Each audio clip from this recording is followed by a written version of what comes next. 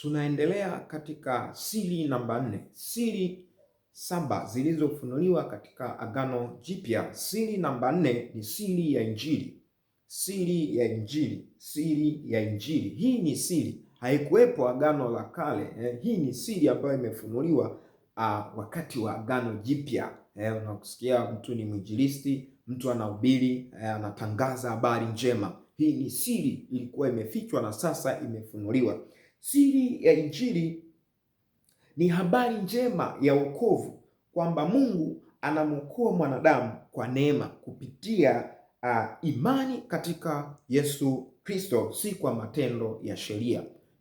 Kwamba tunaokolewa kwa neema, si kwa matendo ya nini, ya sheria. Hii ni habari njema, mtu unahubiriwa. Hii ni habari njema. Tumeona kule ufalme wa Mungu, habari njema ya kumpokea Mungu, kumkubali kuwa Bwana na Mwokozi katika maisha yako. Hii ni habari njema. Katika habari njema zote unazosikia, Injili ndo habari njema kupita habari zote njema ulizowahi kusikia. Hii ndo habari njema, kwa sababu hii inakuokoa wewe, maisha yako, moyo wako, roho yako na nafsi, yani vyote inaokoa vyote.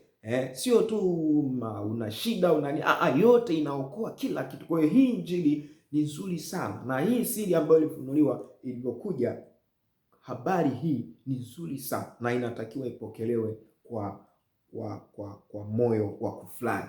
Mtume Paulo akawaambia Waefeso sura ya 6 mstari wa 19, anasema, nipewe kusema kwa ujasiri nikiijulisha siri ya Injili. Aliwaomba hao watumishi ya kwamba wamwombee apewe kusema kwa ujasiri, akiijulisha ile siri ya Injili. Kuna vitu vilivyojificha kumtangaza Kristo. Alikuwa anamhubiri Kristo, anawafundisha watu. Kuna vitu alikuwa amepewa, alihitaji maombi kwamba ili aweze kunena kwa ujasiri hii siri ya Injili, watu waweze kubadilika, watu waweze kumpokea Mungu, waweze kurudi kwa Mungu, wamrejee muumba wake. Lazima apewe ujasiri, aombewe ili aweze kufanyaje? Kuhubiri hii Injili. Misingi ya siri hii, tuangalie misingi ya siri hii ya Injili. Yesu alikufa kwa ajili ya dhambi zetu. Misingi ya Injili hii ni kwamba Yesu alikufa kwa ajili ya dhambi zetu. Lazima utambue alikufa kwa ajili ya dhambi zetu. Waraka wa kwanza wa Wakorinto sura ya 15 mstari wa 3 inaeleza ya kwamba Yesu alikufa akafufuka. Kwa hiyo ni kwamba Yesu alikufa kwa ajili ya dhambi zetu, ndo msingi wa Injili. Kingine, msingi mwingine, Yesu alifufuka ili atuhesabie haki. Yesu alifufuka ili atuhesabie haki. Kwa hiyo kufa kwake, alikufa kwa ajili ya dhambi zetu. Kufufuka kwake ili sisi tuhesabiwe nini? Haki. Umeona, tulikuwa hatuna haki, lakini alipofufuka tukapewa nini? Haki. Unaitwa mwana wa Mungu, umeokolewa, umetoka katika dhambi na utumwa. Warumi sura ya 4 mstari wa 25 utasoma kwa wakati wako. Msingi mwingine wa siri ya Injili, wokovu ni zawadi, si mshahara. Wokovu ni zawadi, hii unaipokea. Waefeso 2:8-9. Wokovu ni zawadi, si mshahara. Msingi mwingine, Injili ni kwa watu wote bila ubaguzi. Warumi 1:16. Injili ni kwa watu wote bila ubaguzi. Kwa hii ndo misingi ya Injili. Unapotembea mwana wa Mungu kwenda kuhubiri, lazima ujue hii misingi ya kwamba Yesu alikufa, Yesu alifufuka ili tupate haki, lakini hii Injili wokovu ni zawadi, ni kwa neema, si ndivyo? Si mshahara kwamba unapewa mshahara, hapana. Wokovu Injili ni kwa watu wote, bili kwa watu wote wote. Kwa nini iliitwa siri ya Injili? Kwa nini iliitwa siri ya Injili? Dunia hutegemea hekima ya kibinadamu. Dunia hutegemea hekima ya kibinadamu, lakini hii siri ya Injili haitegemei hekima ya kibinadamu. Mfano, kina Petro walihubiri, akasema mbona hao watu sio wasomi, lakini wanaweza kanena vitu vizuri na watu wakawakubali, wana majibu mazuri Hii ni Injili, wamepokea vitu vya tofauti kutoka kwa Yesu kwa hiyo nawaipokee, itakuwa na hekima ya tofauti. Msalaba unaonekana kama ni udhaifu kumbe ni nguvu ya Mungu. Kwa nini hii ni siri? Kwa sababu msalaba unaonekana kama ni kitu dhaifu, lakini kumbe ni nguvu ya Mungu. Akasema katika Wakorinto 1:18 kwa wale wanaopotea wanaopotea kwamba neno la msalaba ni upuuzi kwa wale wanaopotea, ni upuuzi kwa wale wanaopotea, lakini kwetu sisi tunaookolewa ni nguvu ya Mungu. Kwa hiyo kwa nini tunasema kwamba kwa nini iliitwa ni siri? Kwa sababu watu wanapuuzia msalaba.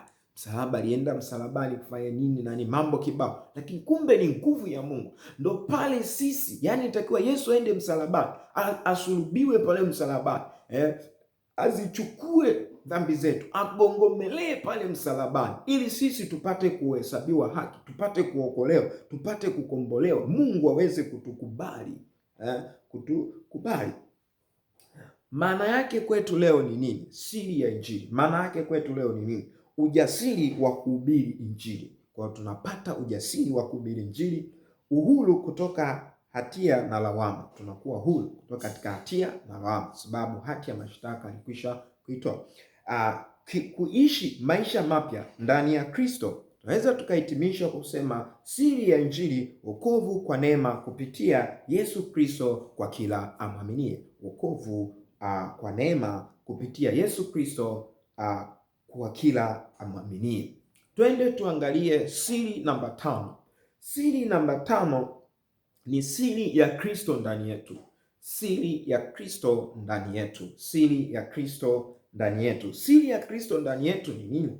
Siri ya Kristo ndani yetu ni Yesu Kristo kuishi ndani ya mwamini kupitia Roho Mtakatifu.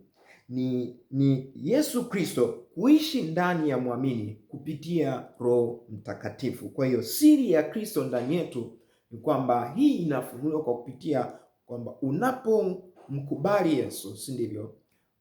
Na ukampokea Roho Mtakatifu akakaa ndani yako, manake Kristo anakaa ndani yako. Unaweza ukasema anasema nini? Kwamba Yesu alipokuwa huku duniani, si ndivyo? Alisema yanipasa mimi niondoke ili nitakapoondoka atakuja msaidizi. Huyo atawafundisha, atawakumbusha, atawasaidia, atawaongoza, atasema yote yale atakayokuwa anayasema, si ndivyo? Atakuwa anayatoa kwangu. Kwamba Yesu angeendelea kuwepo, manake ingekuwa ni vigumu. Mfano sisi labda kama yupo Galilaya, huko angeweza asiwepo wakati huo, lakini ilipasa aondoke. Akiondoka ili akae ndani yetu kupitia Roho Mtakatifu, awepo mahali popote, wakati wowote, saa yoyote, dakika yoyote, sekunde yoyote, na ajibu watu wakati wowote ule mtu atakapoita. Kwa nini? Yupo ndani yetu, aliuvaa mwili mwingine kupitia Roho Mtakatifu. Ndio maana watu wakiwa Marekani wanaomba, na wewe ukiwa unaomba hapa, Mungu anakusikia na anajibu, anatenda kazi. Kwa hiyo kuondoka kwa Yesu kulileta uwanja mpana wa yeye kufanya kazi. Kufanya nini? Kufanya kazi. Hii siri ya Kristo ndani yetu. Kwa hiyo anakaa ndani yetu. Tusome Wakolosai sura ya 1 mstari wa 26 na 27. Anasema siri ile iliyofichwa tangu zamani, siri ile iliyofichwa tangu zamani, lakini sasa imefunuliwa kwa watakatifu wake, ambayo ni Kristo ndani yetu, tumaini la utukufu. Siri ile iliyofichwa tangu zamani zile, lakini sasa imefunuliwa kwa watakatifu wake, ambayo ni Kristo ndani yetu, tumaini la utukufu. Kristo ndani yetu. Ili ni siri, hii ni siri, anakaa ndani yetu. Watu wa zamani Agano la Kale walitamani sana, lakini hivi tu tumejaliwa sisi katika wakati huu ili tuweze kuishi maisha ambayo Mungu anataka, kwamba Mungu ametupa ni kama neema fulani ambayo imetufikia hiki kizazi. Kwa hiyo hatutaki tuichezee hii neema. Kwa hiyo na ukiangalia kupitia Roho Mtakatifu Yesu anakaa ndani yetu. Wakorintho inaeleza vizuri ya kwamba Wakorintho sura ya 3 mstari wa 16, Wakorintho wa kwanza kwamba ninyi ni hekalu la Mungu. Hekalu la Mungu, tunafanyika kwa hekalu la Mungu. Mungu anakaa ndani yetu kupitia Roho Mtakatifu. Kristo anaishi ndani yetu. Sasa ndivyo anaishi ndani yetu, anaishi ndani yetu.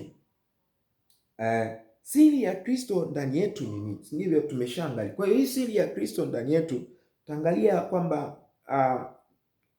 anakupa nguvu ya kushinda dhambi. Kwa nini?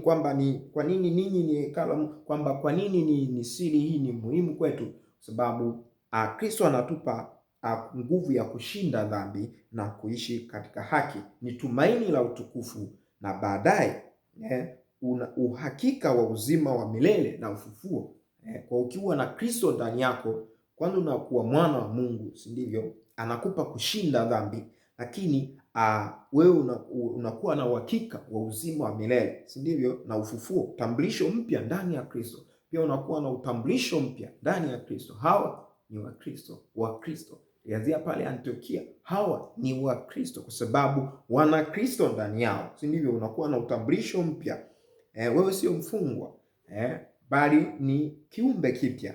Kwa nini ni siri kubwa? Kwa nini ni siri kubwa Mungu mtakatifu akae ndani ya mwanadamu? Kwa sababu Mungu mtakatifu akae ndani ya mwanadamu. Ndio maana hii ni siri kubwa. Mungu mtakatifu anasema hivi kwamba duniani ni mahali pake pa kiti cha enzi, si ndivyo? Na